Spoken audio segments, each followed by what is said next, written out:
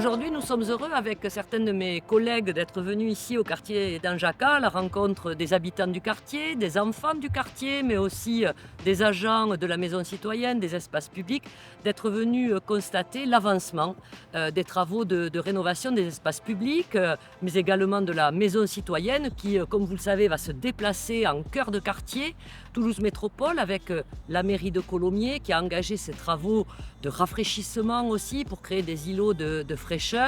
Du coup, nous avons cet après-midi planté un arbre, encore un arbre supplémentaire qui nous rapproche tous les jours des un peu plus de 800 arbres que nous souhaitons planter ici à Colomiers dans le cadre de cette année de l'arbre. Voilà donc une belle journée du mois de mars pour venir à la rencontre des habitantes et des habitants qui participent de façon très engagée et dynamique à ce beau projet de rénovation des espaces publics d'Anjaca. Merci en tout cas à elles et à eux. Merci surtout aux enfants et à toutes nos équipes pour transformer ce quartier à l'horizon maintenant de quelques mois pour la finition des travaux. J'ai eu l'honneur de participer à la consultation pour le réaménagement du quartier d'Anjaca. Ça s'est déroulé autour de plusieurs réunions. Étant mère, j'ai emmené mes enfants parce qu'il me semblait important de co-créer ensemble. Nous avons pu donner nos idées sur des couleurs, des textures. Il me semble très important de solliciter les habitants parce que nous vivons ici. Et nous sommes acteurs de notre construction finalement.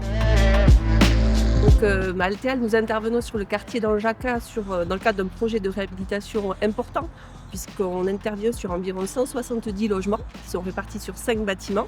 Et une opération lourde en termes de travaux, puisqu'on engage des travaux autour de la réhabilitation énergétique d'abord, mais également des travaux qui portent sur la modernisation des parties communes des logements, avec une particularité vraiment sur cette opération, c'est que les travaux ne se font pas en site occupé. Et donc, on a engagé une opération dite opération tiroir, où, bâtiment par bâtiment, on est amené à déménager les locataires de façon temporaire pour libérer l'immeuble pendant la durée des travaux. Et à l'issue des travaux, les locataires peuvent réintégrer leur logement. Donc une opération assez complexe qui mobilise l'ensemble des équipes d'Altéal, à la fois sur le plan de travaux, mais à la fois les équipes du relogement, de la proximité, de façon à ce qu'on puisse mener ces travaux à bien. Et en termes de planning, une opération qui a été initiée en 2020 avec une phase d'étude assez longue et un chantier qui lui a démarré en 2022 et nous amènera en 2025, le temps de traiter les 5 bâtiments successivement.